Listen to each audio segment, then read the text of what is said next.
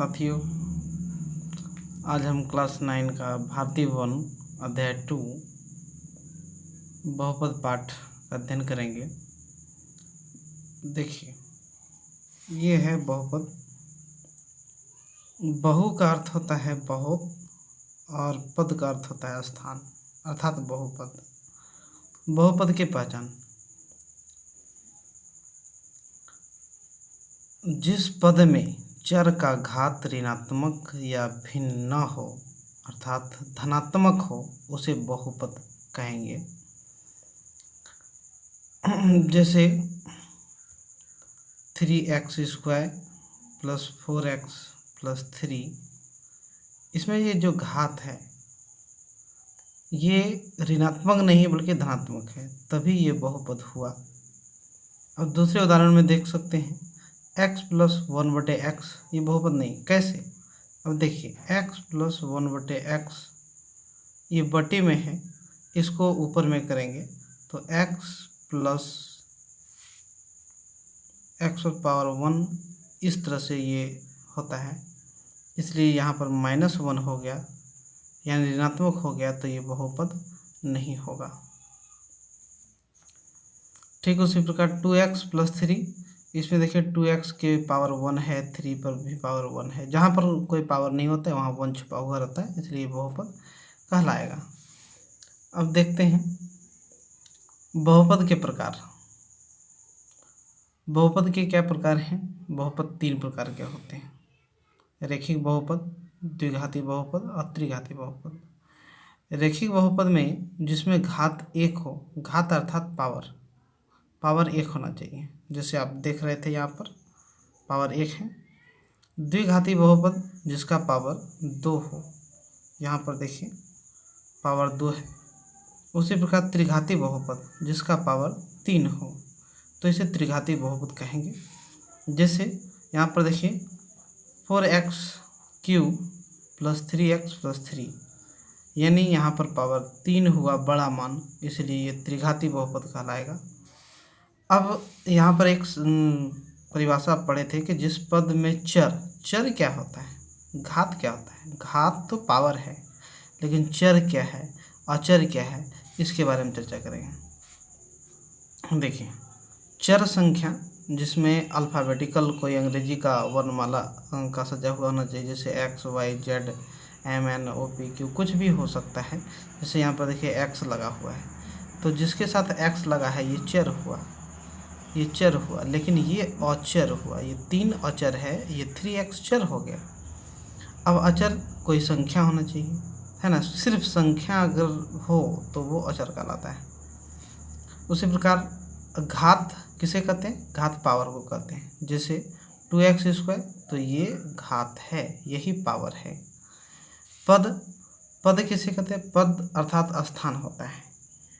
ये भी 3 प्रकार का होता है: एक पदी, द्विपदी और त्रिपदी। अब एक पदी का उदाहरण देते हैं, जैसे 3x, ये एक पदी हुआ। लेकिन द्विपदी का उदाहरण देते हैं तो 3x + 2, यहाँ पर देखिए 2 पद है। यानी कोई भी चिन्ह के आगे पीछे जितना भी पद होगा, जगह होगा, स्थान, उसे ही द्विपदी कहेंगे। अब जैसे एक उदाहरण लेते हैं 3x² + 4x + 3, तो इसमें देखिए 3 पद हैं, है ना, तो ये त्रिपदी कहलाएगा।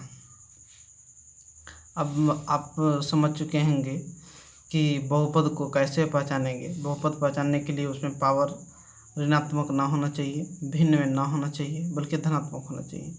ठीक है, और ये भी समझ गए होंगे रेखिक बहुपद जिसका घात 1 हो, द्विघाती बहुपद जिसमें घात 2 हो, त्रिघाती बहुपद जिसमें घात 3 हो।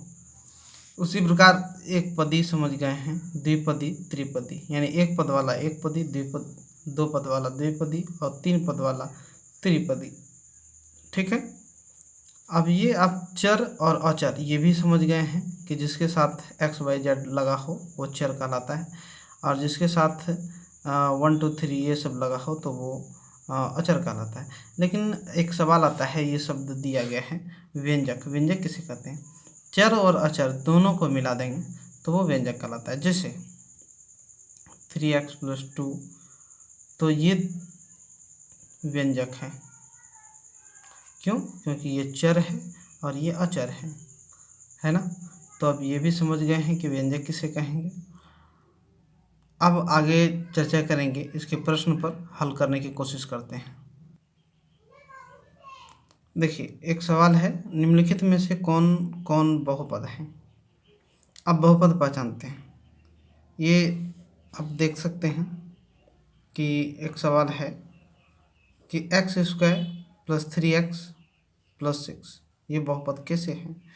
अभी बहुपद का पहचान में क्या पढ़ें कि जो पावर होना चाहिए वो ऋणात्मक नहीं होना चाहिए। तो देखिए, ये ऋणात्मक नहीं है, धनात्मक है, इसलिए बहुपद है।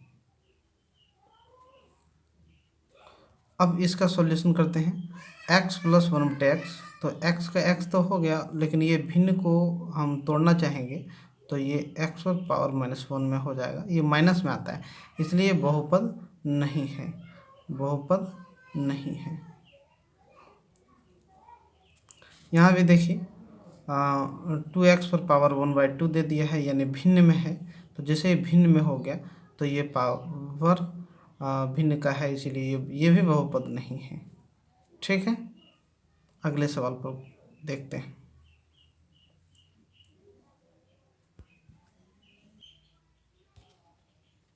देखिए, सवाल इसमें दिया है, निम्नलिखित पदों में कौन एक पद है।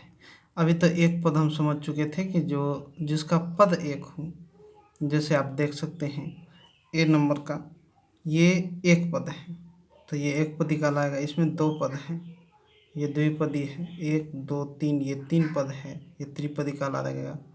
1 2 3 4, ये 4 में है तो चतुष्पदी कहलाएगा। ठीक है, इसी प्रकार आप समझ गए होंगे कि ये आंसर एक होगा। उसके बाद निम्नलिखित पदों में कौन एक पद नहीं है। नहीं है, ये एक पदी, ये द्विपदी, ये एक पदी, ये भी ये आंसर हो जाएगा, एक पदी नहीं है। निम्नलिखित पदों में कौन द्विपद यानी दो पद का है, तो ये देख सकते हैं आप, ये दो पद में है, इसलिए ये द्विपदी हो जाएगा। निम्नलिखित पदों में कौन त्रिपद है, 3 पद वाला, ये एक पद, फिर ये 2 पद, 1 2 3, ये त्रिपदी है। निम्नलिखित में कौन बहुपद हैं। अब देखिए, बहुपद हैं का पहचान तो बताए थे कि जिसका पावर ऋणात्मक ना होना चाहिए। इसमें देखिए पावर 2 जो है ये धनात्मक है ना, तो ये बहुपद हो जाएंगे, ये नहीं होंगे। क्यों नहीं होंगे, बी नंबर समझते हैं।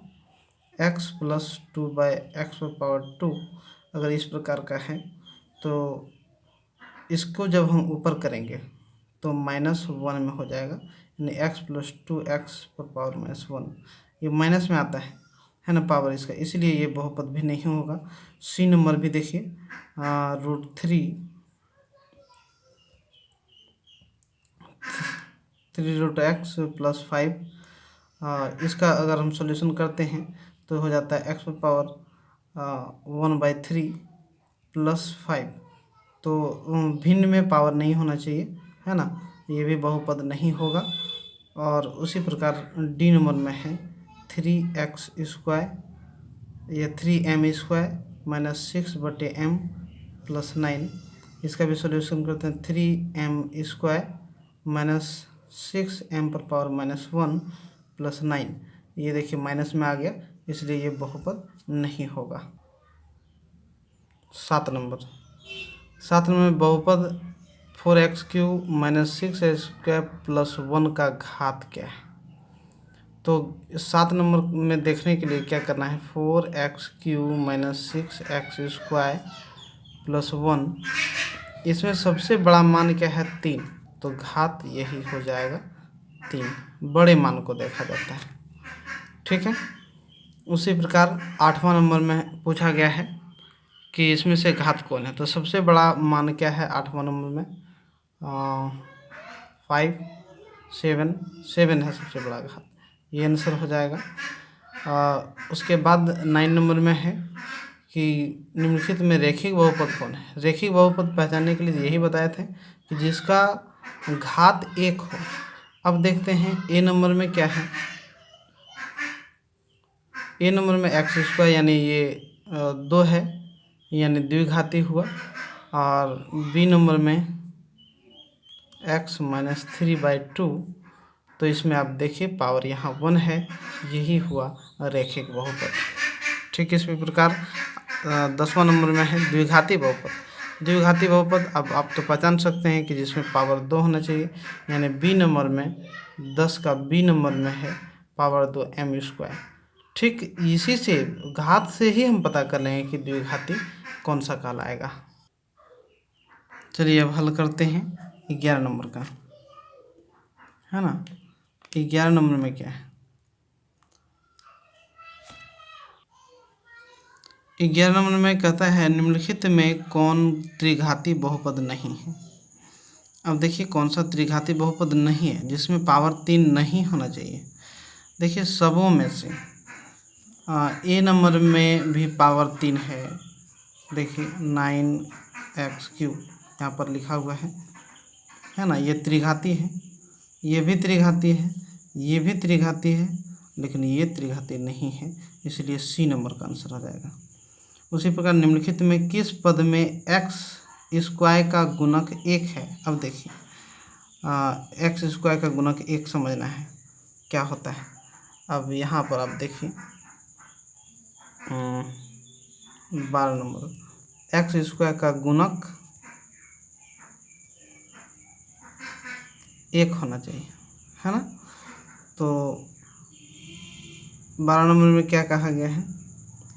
अब यहाँ देखिए x², इसके साथ क्या गुना किया है 3, यानी x² का गुणक 3 है। अब इसमें तो x² है ही नहीं, x² यहाँ है, x² में गुना किया गया है 2 से, तो ये 2 का गुणक है। अब यहाँ x² है, x² के आगे कुछ नहीं है, और जहाँ भी कुछ नहीं होता है वहाँ 1 छुपा हुआ रहता है, ये हम पहले भी बता चुके हैं, इसीलिए ये डी नंबर मेरा आंसर हो जाएगा। ठीक उसी प्रकार अब 30 नंबर में चलते हैं। बहुपद 5x - 4x² + 3 का मान x = 0 पर कौन सा है। x = 0 यानी x यहाँ पर देखिए 5 के साथ है, यहाँ x 4 के साथ है, और यहाँ पर x किसी के साथ नहीं है, यानी यही 3 मेरा आंसर हो जाएगा। अब चलते हैं x के किस मान पर बहुपद 5x - 4x² + 3 का मान है। x के मान, है ना, x के मान को देख,